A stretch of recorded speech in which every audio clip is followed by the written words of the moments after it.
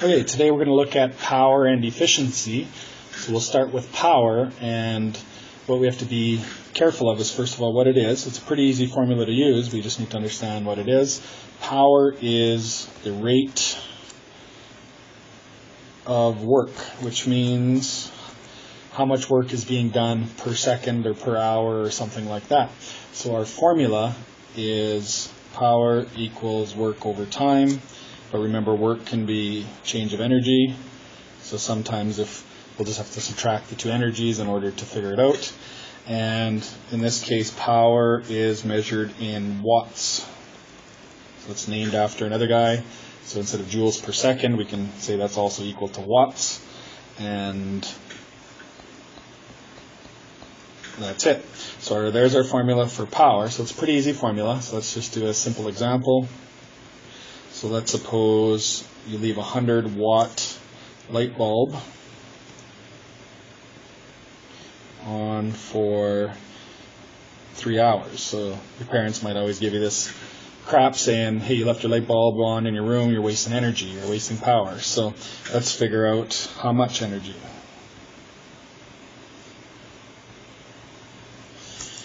Okay, so if we use our formula, power equals energy over time.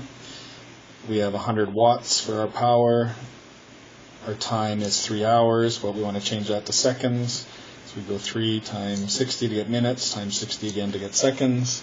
So we'd have, in our calculation, we'd have 100 times 3 times 60 times 60, which gives us a fairly big number. So our energy is 108 and 4 zeros. And that would be in joules. Or we could say that is 1,080 kilojoules. Or we could say it's 1.08 gigajoules. So sometimes you'll hear that quite a bit. Giga, which means a million. So 1.08 million joules of energy. Okay? So it sounds like a lot, but in reality, that would probably, in terms of amount of money that would cost you, it might be 10 cents, 25 cents, something like that. It's not a huge amount in terms of actual cost. Okay, let's look at a different type of question. So let's suppose I give you a question that says a 200-watt motor is used to move 25 kilograms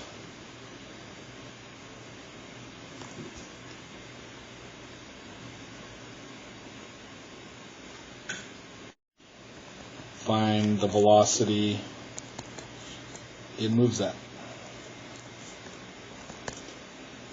Okay, so a little bit of a different kind of question. We have power, we have 200 watts, we know we got to be dealing with power, so that would be work divided by time.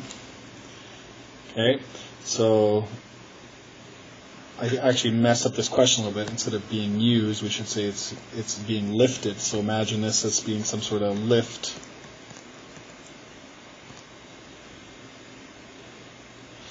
Okay, so we're lifting 25 kilograms straight up in the air. So our power then is work divided by time. We've got our 200 watts for power, but we don't know anything about work or time. So what we can do is, well, we also know that work equals force times distance. So that means we have power, force, distance, and time. That still doesn't help us too much. But we know from our earlier units that velocity equals distance divided by time. So that means this is kind of a weird formula where we can actually say power is also equal to force times velocity. So power equals work over time is our basic one, but we can also modify it to be force times velocity. So if we have things moving at a constant velocity, this is a pretty good formula to use. So we have 200 would equal our force, which is, in this case, if we're lifting it straight up, it would just be the force of gravity. So we'd have 25 times 9.81, and that'll solve it for V. So if we go 200 divided by 25 times 9.81, that'll give us a velocity of 0.8 meters per second. So just a slight alteration of the formula where we can use power equals force times velocity instead.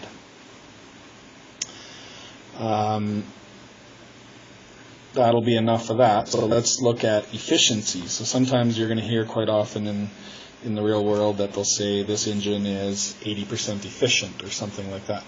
So let's figure out what efficiency actually means. And it's just a simple ratio calculation. So if we say that a coily fluorescent light bulb is more efficient than a regular light bulb, all we're doing is we're sort of comparing how much energy goes into the object versus how much comes out.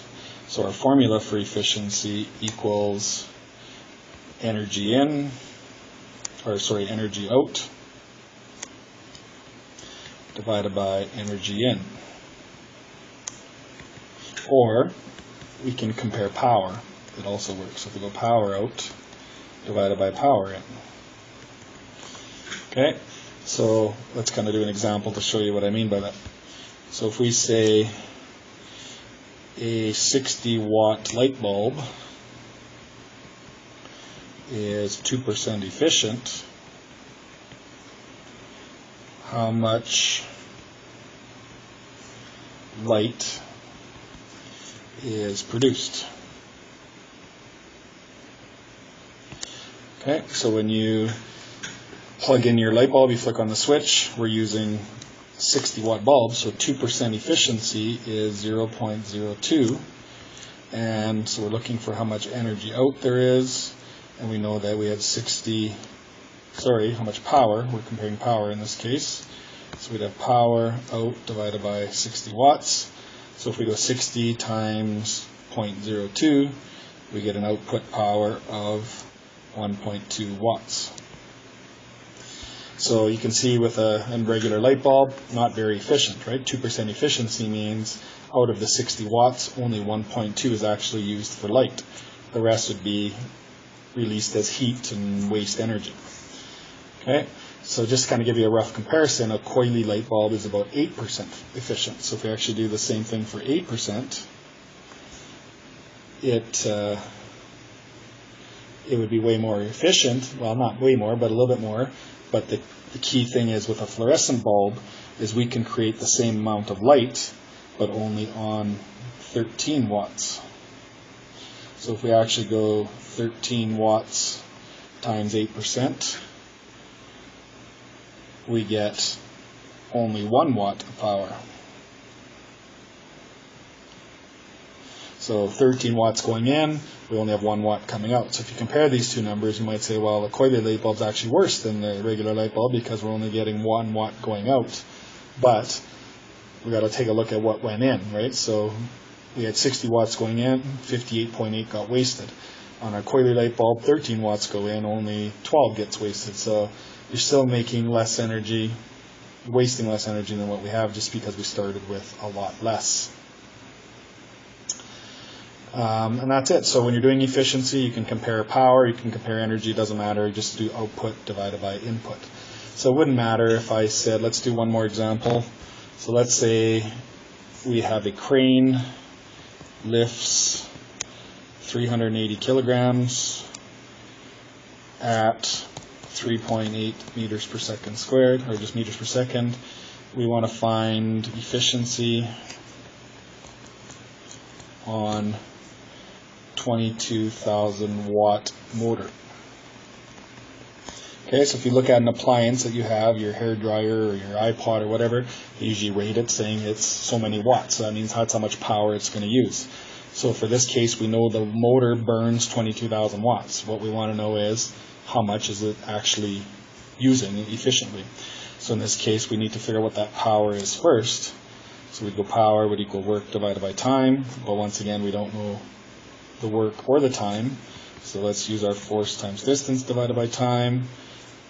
And we have velocity, so once again, we'll use force times velocity. So power will equal 380 times 9.81, because we're just lifting it straight up, so it's just going to be the same as the force of gravity. And we're going to times that by 3.8. So we get a total power of 14,165. So now our efficiency will be output divided by input. So we would have 14,165 divided by 22,000. So that means when we do that, we get 0.64. So that means that our motor then was 64% efficient. Okay, so the efficiency calculations, pretty easy in any case. The only thing that's sort of different with these is you might have to calculate power or work or energy beforehand in order to do it, which is just using all the same as the old formulas. So we'll stop there.